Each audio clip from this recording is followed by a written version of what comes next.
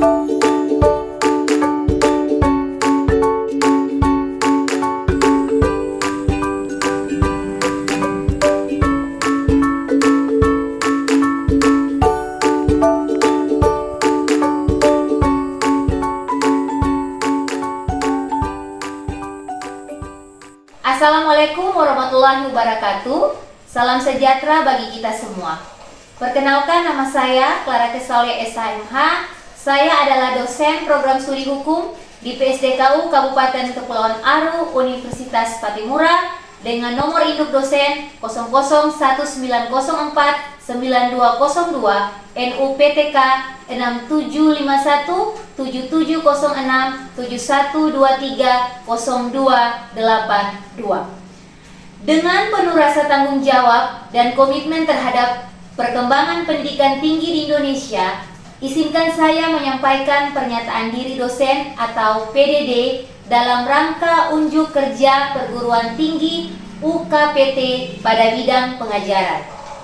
Video ini dibuat sebagai salah satu prasyarat video sertifikasi dosen pada gelombang 1 yang diselenggarakan oleh Kementerian Pendidikan Tinggi, Sains dan Teknologi di tahun 2025.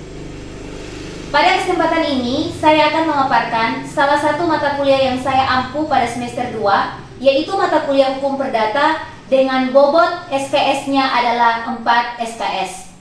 Proses perkuliahan ini saya ajarkan secara langsung atau tatap muka di kelas dengan melibatkan keaktifan dari mahasiswa untuk membangun pemahaman. Mahasiswa dapat mengunggah RPS atau Rancangan Pembelajaran Semester, Rencana Tugas Mahasiswa RTM, dan juga materi pada laman siakat masing-masing mahasiswa. Deskripsi mata kuliah Hukum Perdata secara teoritis, mahasiswa dapat memiliki pengetahuan di bidang hukum perdata dan secara praktis mereka mempunyai kemampuan untuk menyelesaikan permasalahan yang terkait dengan bidang keperdataan yang timbul dalam masyarakat berdasarkan peraturan perundang-undangan yang berlaku. Mata kuliah Hukum Perdata ini juga mempunyai CPL, CPMK yang akan saya paparkan lebih rinci di kelas pada saat RPS dibagikan dan video pembelajaran ini berlangsung. Berikut cuplikannya. Selamat siang semuanya. Selamat siang, Bu. Salam jumpa kembali. Hari ini kita bertemu kembali dalam mata kuliah Hukum Perdata. Kalian semua dalam keadaan sehat dan baik. Hari ini saya akan melanjutkan perkuliahan untuk pertemuan kedua untuk Hukum Perdata. Hukum Perdata ini sebagaimana kita tahu adalah bobot SKS-nya adalah 4 dan diampu di semester 2. Ya, sebelum Ibu mulai perkuliahan hari ini, saya akan mengambil absensi terlebih dahulu. Kalau yang tidak hadir nanti kasih tahu keterangannya saja ya. Apa izin atau sakit. Adriana Jala, Alfa atau hadir? Ijra, hadir Ibu. Titus Lain, Hadir. Sergio Pikauli, Hadir, Ibu. Menasi Tiljuir, Hadir, Ibu. Pinkan Marjan, Oke, Ibu. Nonce Ngai Bawah, Hadir Ibu. Oke. Jadi sebagian besar hadir ya hari ini. Oke, baik. Hari ini kita akan masuk di materi yang kedua tentang hukum orang atau personal res. Tapi sebelumnya saya flashback kembali terkait dengan RPS atau Rencana Pembelajaran Semester daripada mata kuliah Hukum Perdata. Ya, mata kuliah Hukum Perdata tadi saya sudah sebutkan dia bobot 4 SKS. Kalau 4 SKS ini berarti dia lumayan besar. Jadi ini sangat berpengaruh pada kalian punya indeks prestasi. Kalau 4 SKS kalian punya nilainya A, berarti kalian punya poinnya itu cukup besar. Nah, penanggung jawab dari mata kuliah ini adalah saya sendiri, Ibu Clara Kesaule SHMH, Ketua TKS-nya atau Tim Koordinasi Semester saya juga, dan kita punya Ketua Program Studi Ilmu Hukum adalah Dr. Novita Oktosia SHMKN. Di dalam RPS ini ya saudara, Rancangan Pembelajaran Semester ini, sebagaimana kita tahu ada dia punya CPL, Prodi atau capaian pembelajaran daripada program studi di PSDKU Aru di hukum. Jadi ada aspek sikap. Nah, untuk aspek sikap ini saudara, kita bisa lihat ya. Yang pertama itu kalian sebagai lulusan Prodi Hukum PSDKU Aru, kalian harus bertakwa kepada Tuhan yang Maha Esa. Ya, kemudian yang kedua kalian harus menjunjung nilai kemanusiaan berdasarkan agama, moral, dan etika. Yang paling saya tekankan di sini adalah kalian punya etika dan moral. Selalu saya bilang bahwa pintar itu nomor 2, tapi yang perlu kalian tahu kalian punya moral dan etika. Apabila kalau kalian punya moral dan etikanya baik, maka kalian akan dianggap adalah calon sarjana hukum yang luar biasa. Ya. Kemudian yang kedua ada aspek pengetahuan. Kalau tadi terkait dengan kalian punya sikap atau kalian punya tingkah laku, sekarang ini terkait dengan pengetahuan. Ya, calon lulusan program studi hukum di PSDKU Aru, yang pertama dia harus bisa menguasai konsep teori tentang ilmu hukum. Anda pilih hukum kan? Ya, berarti Anda harus bisa menguasai konsep ya, teori tentang ilmu hukum. Walaupun memang ini baru semester 2, tapi nanti kalian akan belajar terus sampai dengan kalian selesai. Ya, ketika kalian sudah selesai skripsi, kalian sudah berarti kalian keluar lagi ketika orang tanya tentang hukum, kalian sudah mampu untuk memberikan teori atau mungkin saja ada yang nanti kelak jadi pengacara. Berarti dia sudah bisa praktek langsung ya, beracara langsung. Ya, itu luar biasa. Kemudian norma, asas-asas hukum ya, dan tata hukum nasional serta perkembangan. Lalu yang kedua, saudara, kalau di program studi hukum PSDKU Aru kita ada 4 bagian ya. Ada hukum pidana, kemudian juga hukum perdata, ada hukum tata negara, dan juga hukum internasional atau HI. Itu yang kalian dapat ya. Jadi kalian harus bisa menguasai keempat bidang ilmu ini. Jadi dari semester 1 sampai dengan semester 7 itu kalian akan berproses dengan kalian akan berproses dengan pidana, perdata, HTN, dan HI. Tapi kalau sudah semester atas ya paling kurang ya 7 setelah selesai KKN, itu kalian akan memilih kira-kira saya lebih suka masuk di jurusan yang mana. Ya, saya mau perdata kan bisa, saya mau pidana bisa, saya mau HTN bisa, saya mau HI itu juga bisa. Tergantung dari kalian suka yang mana, menariknya seperti apa. Oke, kemudian ada aspek keterampilan umum. Aspek keterampilan umum, saudara harus bisa punya pemikiran yang logis, kritis, karena calon sarjana hukum itu dia punya pemikiran yang harus logis dan kritis. Orang hukum itu harus pandai bicara atau harus bisa berargumentasi. Tidak bisa tidak. Orang masuk di hukum itu sih boleh malu-malu, tidak boleh malu, tapi harus istilah kata sigap dalam menjawab. Lalu kemudian menunjukkan kinerja mandiri, bermutu dan terukur. Lalu mampu mengkaji implikasi pengembangan implementasi hukum, menyusun hasil kajian bersifat normatif maupun empiris. Kemudian saudara juga harus mampu untuk mengambil sebuah keputusan secara cepat dan tepat. Lalu kalau tadi aspek keterampilan umum, ada aspek keterampilan khusus. Untuk aspek keterampilan khusus ini, kalau saudara sebagai calon mahasiswa di PSDKU Aru ya, saudara harus bisa menyusun yang namanya konsep hukum, ya, analisa hukum. Saudara harus bisa merumuskan yang namanya ide-ide yang secara logis berarti logika itu yang bisa diterima dengan akal sehat. Ya. Oke. Kemudian mampu bersikap dan berperilaku berdasarkan etika profesi. Ya. Kelak saudara punya profesi berbeda-beda toh. Nah, kalau misalkan jadi polisi, jadi tentara, atau saudara mau kerja dimanapun, yang paling ditekankan itu adalah saudara punya etika. Oke, itu tentang dia punya CPL, dia punya sikap, kemudian keterampilan umum, keterampilan khusus. Berikut capaian pembelajaran daripada mata kuliah ini. Ya, kita belajar hukum perdata, dia punya capaian pembelajarannya ini apa? Ya, ada 16 kali pertemuan ya yang nanti saudara dapatkan ya sesuai dengan rencana pembelajaran semester ini atau RPS ya. Saudara akan bahas, pertama kita akan bahas itu waktu minggu lalu kan kita sudah bahasan tentang konsep dasar daripada hukum perdata di Indonesia. Hari ini kita akan membahas tentang hukum orang, ya. Pokok bahasanya itu ada pengertian orang, ada kecakapan berhak, ada kecakapan bertindak, kemudian nama, catatan sipil, domisili. Kemudian ada hukum keluarga, ada hukum perkawinan, ada hukum waris, ya, hukum benda, dan terakhir hukum perikatan, dan yang terakhir itu adalah pembuktian dan daluarsa atau lewat waktu. Nah, itu 16 kali pertemuan yang akan dibagi. Jadi 1 sampai 7 saudara terima materi, 8 itu nanti adanya UTS atau ujian tengah semester. Kemudian nanti setelah pertemuan 8, pertemuan 9 sampai 15 materi dilanjutkan. Lalu kemudian 16 itu kalian akan ujian akhir semester atau kita UAS, ya.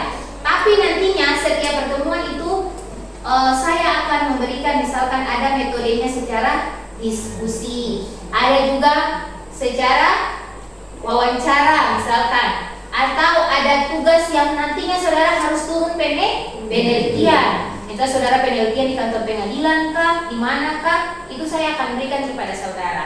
Lalu kemudian juga mungkin ada kuis, ada evaluasi, ada kerja kelompok, tugas makalah, itu semuanya akan diberikan oleh dosen dan semuanya itu akan dinilai. Jadi untuk tugas itu ada 2, ada tugas secara mandiri atau perorangan yang nanti saudara kerja, kemudian ada tugas secara kelompok, berarti saudara akan bekerja sama atau bekerja kelompok. Oke. Ini pustaka, daftar pustaka atau buku yang nanti kalian gunakan untuk kalian kuliah hukum perdata, ya. Tapi yang harus kalian punya utama itu adalah ini yang saya pegang, KUH Perdata atau Kitab Undang Hukum Perdata, ya. Ini yang paling penting. Ini pertama. Kemudian yang kedua, ini ada berbagai pendukung buku atau pustaka yang nantinya kalian lihat. Saya ada taruh kurang lebih 12, ya. Tapi tidak menutup kemungkinan, saya selalu katakan bahwa di sana itu ada, di kampus ini ada perpustakaan. Kalian boleh ke perpustakaan untuk membaca atau menambah kalian punya referensi, ya. Buku apa saja yang berkaitan dengan hukum perdata boleh kalian pakai dan kalian gunakan, ya. Kalian lihat ini bobot penilaian 16 kali kehadiran. Perhatikan, kalau saudara hadir tatap muka di kelas saya 16 kali, berarti setiap kehadiran itu dinilai 15%.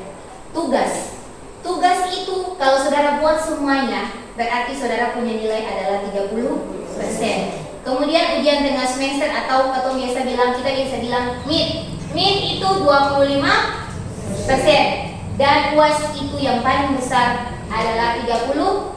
Sama ya, tugas dan UAS. Karena tugas itu tidak mungkin satu, paling lebih dari satu, ya. Apalagi mata kuliah ini saya yang bawa sendiri, ya. Itu berarti saudara punya tugas lebih dari satu, bisa 4, bisa 5 tugas, ya. Ujian akhir semester itu 30%, ya. Jadi saudara harus tahu, kalau saya rajin hadir, saya buat tugas, saya ikut UTS nilainya baik, nilainya bagus, puas, maka paling kurang saya akan dapatkan poin apa tuh?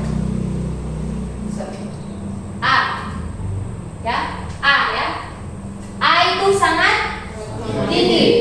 Kalau saudara dapat nilai akhir 85 sampai 100, berarti saudara punya nilainya langsung saya isi A, disiapkan A, itu paling baik, ya. Kemudian 70 sampai 84 berarti mahasiswa mendapatkan nilai B atau tinggi. Kemudian kalau saudara dapat 55 sampai 69 berarti nilai saudara C. Kalau saudara dapat nilai 40 sampai 54 berarti nilainya rendah. 0 sampai 39 berarti saudara sangat rendah. Saudara mau dapat nilai berapa? Itu motivasi.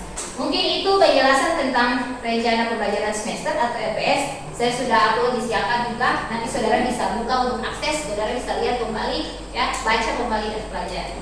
Ya, kita akan masuk di materi hari ini. Oke, ya, hukum perdata, ya, saudara. Pertemuan 2 hari ini, hukum orang atau personal res.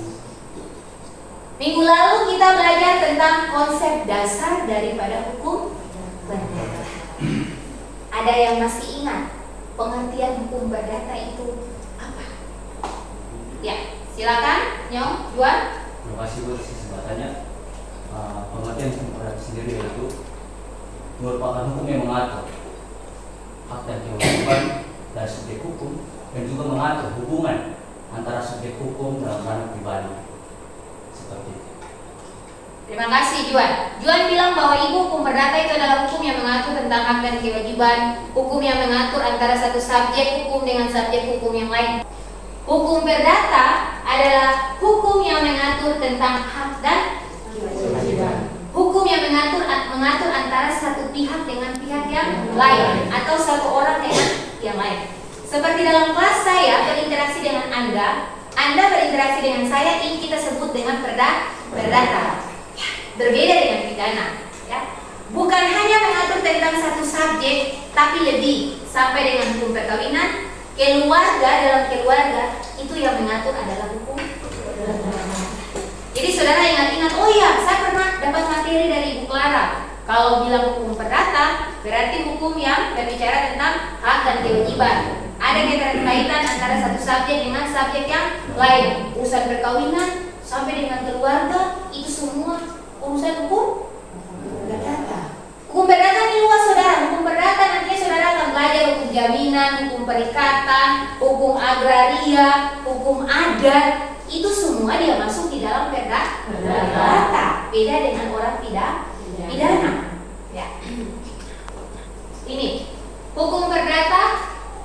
Hukum orang. Ya, materi hari ini hukum orang adalah hukum yang mengatur tentang hak dan kewajiban seseorang, termasuk di dalamnya ada nama, tempat tinggal, kewarganegaraan, ya. Hukum orang juga mengatur kecakapan, domisili dan catatan sipil daripada seseorang. Ibu Lala misalkan saya dikatakan subjek hukum atau tidak? Subjek hukum atau orang. Sebagai warga negara pasti saya hukum yang mengatur, ya kan? Saya tinggal di negara hukum. Saya bukan cuma diatur hak dan kewajiban, tapi nama. Saya punya nama tidak? Saya punya nama. Saya punya tempat tinggal? Saya punya tempat tinggal. Saya punya kewarganegaraan? Punya kewarganegaraan. Ya. Nama Clara Kesalia. Tinggalnya, alamatnya misalkan saya tinggal sekarang di Mes Pandopo 1, Mes dosen. Kemudian saya kewarganegaraan negara Indonesia. Nah, itu yang kita sebut dengan hukum orang. Ya, kemudian istilah hukum orang ini saudara dia berasal dari bahasa Belanda atau personal right. Ya, kemudian kalau bahasa Inggris kita sebut dengan personal law. Salah satu pakar Pak Sudokti mengatakan begini, ya, berbeda pakar, ya, berarti berbeda juga dia punya pengertian atau penjelasan, karena dia turun secara empiris untuk buat argumen sesuai dengan fakta atau data yang ada. Menurut Pak Subekti, dia bilang begini, hukum orang adalah hukum yang mengatur tentang manusia sebagai subjek hukum di dalam hukum, ya, peraturan-peraturan perihal kecakapan untuk memiliki hak dan kewajiban, untuk bertindak sendiri, kemudian untuk melaksanakan hak-haknya, serta untuk mempengaruhi kecakapan itu. Ya, hampir sama dengan pengertian umumnya di atas, ya. Oke. Kemudian secara lengkap dikatakan oleh Salim HS, beliau bilang bahwa hukum orang itu adalah hukum secara keseluruhan atau kita biasa sebut dengan kaidah-kaidah, ya, hukum yang mengatur tentang subjek hukum dengan wewenang kecakapan, domisili dan juga catatan sipil. Ya, itu pengertian daripada hukum orang. Oke, ya. Jadi kalau dalam hukum, subjek hukum, ya, katong sebut dengan orang atau pembawa hak. Ya. Kalau hukum perdata ada yang 4 bagian, ada yang tahu tidak? Kalau di dalam KUH Perdata, kita punya hukum perdata ini terdiri dari 4 bagian, ya. Kita belajar ada buku 1, buku 2, buku 3, buku 4. Nanti KUHP juga demikian. Kalau KUH Perdata dia 4 bagian. Apa-apa saja ada yang tahu. Buku 1 kita akan bicara tentang yang sekarang ini. Buku 1 kita bicara tentang orang, Ibu Lala, ya. Tidak usah Anda takut untuk menjawab, ya. Mahasiswa hukum harus berani tampil orang. ya, atau manusia. Buku 2 kita belajar tentang Benda. ya, benda atau barang. Ya, benda atau barang pun ada hukum yang mengatur. Buku 3 kita belajar tentang perikatan. Ya, saudara membuat kontrak, membuat perjanjian, ya, harus ada perikatan. Terikat antara satu pihak dengan pihak yang lain. Lalu yang keempat itu adalah pembuktian dan daluarsa. Oke, saudara pintar sekali ya. Pembuktian dan daluarsa yang nanti akan dibuktikan. Oke. Kemudian itu tadi penjelasan tentang pengertian hukum orang. Sekarang kecakapan berhak, ya. Kalau kecakapan berhak, menurut hukum perdata, berarti kemampuan seseorang untuk melakukan yang namanya perbuatan hukum. Dia sudah berani bertanggung jawab. Saya sudah dikatakan cakap atau belum? Sudah. Saya tahu apa yang saya buat.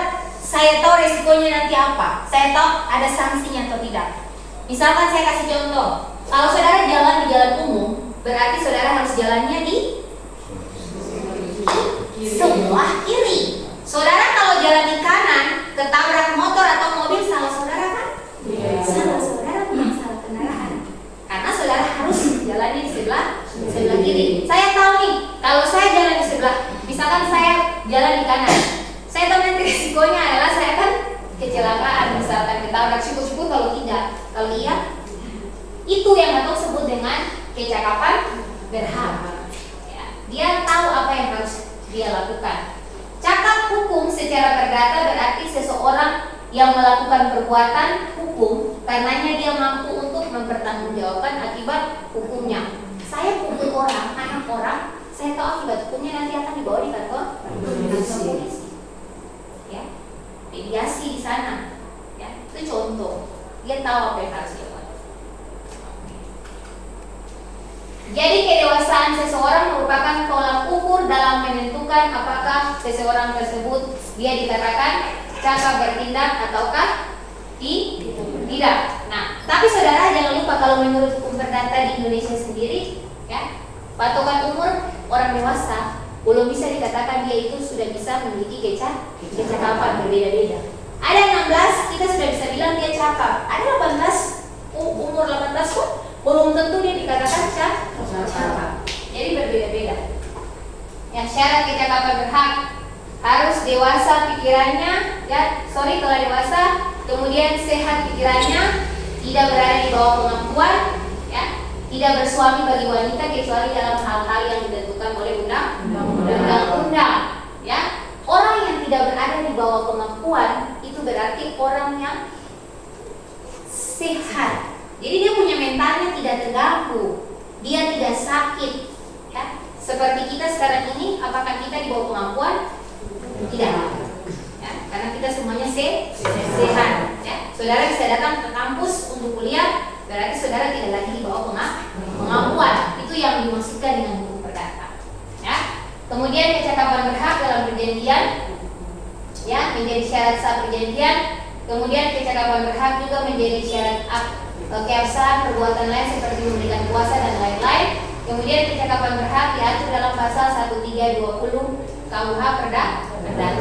Tolong satu orang ada yang bawa kitab hukum perdata? Ada yang bawa?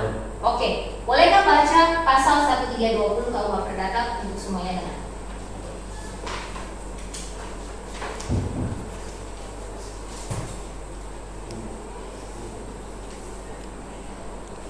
Ada? Supaya terjadi persetujuan yang sah selalu perlu dipenuhi 4 syarat. Ya. Yaitu yang pertama, 1. Kesepakatan mereka yang mengikatkan dirinya. 2. Kecakapan untuk membuat suatu perikatan. 3. Suatu pokok persoalan tertentu. 4. Suatu sebab yang tidak terlarang. Jadi ada 4 bagian, ya. Supaya terjadinya persetujuan yang sah, maka ada 4 poin. Yang pertama itu adalah kata sepakat. Sepakat mereka yang mengikat di dirinya. Saya kasih salah satu contoh mungkin di sini Desna misalkan, ya. Kemudian kecakapan dalam membuat suatu perikatan. Orang yang bikin perikatan, anggap saja kita buat perjanjian. Berarti saudara harus sehat. Ya, tidak mungkin saudara tidak sehat dalam kondisi yang terganggu. Saudara bikin sebuah perjanjian itu tidak mungkin. Ya. Kemudian ada suatu pokok persoalan tertentu yang misalkan perjanjian apa yang saudara mau buat. Nah, pokok persoalannya ini apa? Perjanjiannya tentang apa? Kontrak apa yang saudara buat? Dan yang berikut adalah suatu sebab yang tidak terlarang oleh undang-undang. Ya, itu 4 bagian. Nah, kalau tadi kecakapan berhak, sekarang kecakapan bertindak. Kecakapan bertindak merupakan kewenangan umum untuk melakukan tindakan hukum. Nah, jadi semua orang atau semua manusia dia diberikan kewenangan untuk bertindak. Ya, kewenangan hukum dimiliki oleh semua manusia sebagai subjek hukum. Sedangkan kewenangan bertindak dapat dipengaruhi oleh beberapa faktor, misalkan faktor usia, status sudah menikah atau belum, status sebagai ahli waris dan juga lain-lain. Jadi ada beda ya, kalau berhak semua orang berhak. Tapi kalau misalkan bertindak, dia dipengaruhi juga oleh beberapa faktor. Saya kasih contoh, kalau orang yang masih bujang akan berbeda dengan orang yang sudah menikah. Dia punya tindakannya berbeda. Seorang kepala rumah tangga, dia punya tugas harus menafkahi istri dan anak-anaknya. Kalau yang bujang seperti kita, dikatakan belum bisa ya bertindak dalam hal lain yang dimaksudkan. Tapi kalau ini dia dipengaruhi oleh status faktornya sudah menikah atau belum. Kemudian ahli waris, kalau ahli waris diberikan mandat ya untuk diberikan warisan, dikasih ahli waris, maka ahli waris punya hak untuk menerima warisan tersebut.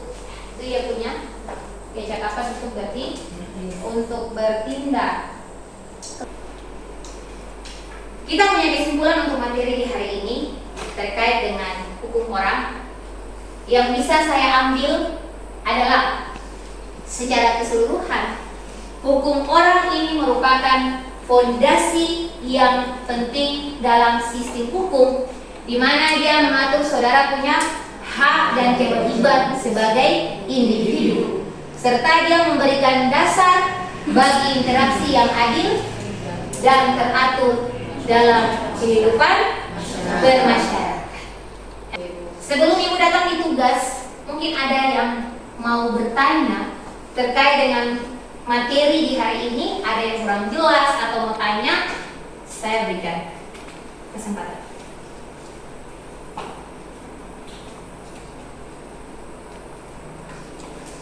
Tidak ada yang tanya? Sudah cukup jelas? Cukup jelas? Nanti materinya akan saya kirimkan ya. Oke, ketua kelas akan share. Ya. Ini tugas untuk kalian. Hari ini dikumpulkannya minggu depan. Ya. Nanti kalian baca saja lampirannya. Ada 2 tugas. Pertama, saudara buat cari asas-asas yang ada dalam buku perdata. Lalu saudara jelaskan. Ya. Menurut saudara punya pemahaman. Tulis tangan. Kedua, saudara buat poster atau saudara buat mading, ya. Saudara buat mading ini berkaitan dengan catatan sipil. Jadi saudara cari gambar terkait dengan KTP itu bentuknya seperti apa, KK, akte kelahiran, akte kematian. Lalu saudara gunting, tempelkan itu di sebuah karton manila atau kertas pelangi. Saudara hias atau tulis dia menggunakan pena spidol warna-warni atau pena tinta emas. Buat sekreatif mungkin, ya. Tugas ini nanti saudara kumpul dalam 2 bentuk. Yang pertama, saudara akan upload di siap masing-masing saudara bisa akses. Dan yang kedua, saudara akan kumpul itu minggu depan berupa hard kopinya langsung ke saya. Soft kopinya kumpulkan di siap. Dan tugas yang selanjutnya nanti saya sudah download di siapa, saudara bisa akses. Ya. Ada yang mau bertanya tentang tugas? Tidak ada? Semuanya sudah cukup jelas? Oke, kita punya materi pertemuan untuk hari ini saya rasa sudah cukup. Kita akan bertemu lagi di minggu depan. Sekian dan terima kasih.